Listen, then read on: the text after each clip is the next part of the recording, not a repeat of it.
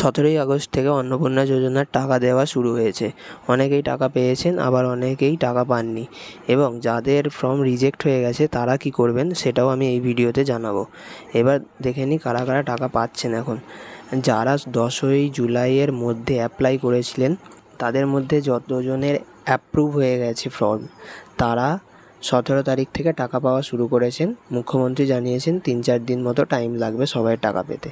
এবার হচ্ছে যারা 10ই জুলাইয়ের পর অ্যাপ্লাই করেছিলেন তাদের ক্ষেত্রে হচ্ছে ভেরিফাই সম্পূর্ণ হয়নি এখনও, তো তাদের ক্ষেত্রে টাইম লাগছে। তাদের ভেরিফিকেশন কমপ্লিট হয়ে যাওয়ার পরে তাদেরকে টাকা দেওয়া শুরু হয়ে যাবে, সেক্ষেত্রেও হয়তো 2-3 দিন টাইম লাগবে। এবার আমি আসি যাদের ফর্ম রিজেক্ট হয়ে গেছে বা সবার টাকা ঢুকে যাওয়ার পরেও যারা টাকা পাবেন না তারা কি করবেন। সরাসরি জেনে নিই মুখ্যমন্ত্রী নিজে কি বললেন, তো শুনুন। 20 তারিখ থেকে একটি পোর্টালও চালু করছে পশ্চিমবঙ্গ সরকার।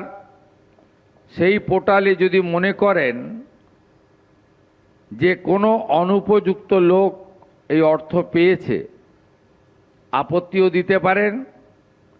আর আবেদন করেছেন আপনি উপযুক্ত, কিন্তু আপনার অ্যাকাউন্টে 20 তারিখের মধ্যে অর্থ ঢোকেনি, তাহলে আপনি সেখানে আপনার আপত্তিও দিতে পারেন। আমরা সেটা নিষ্পত্তিও করতে থাকব, আমাদের দপ্তর করতে থাকবে।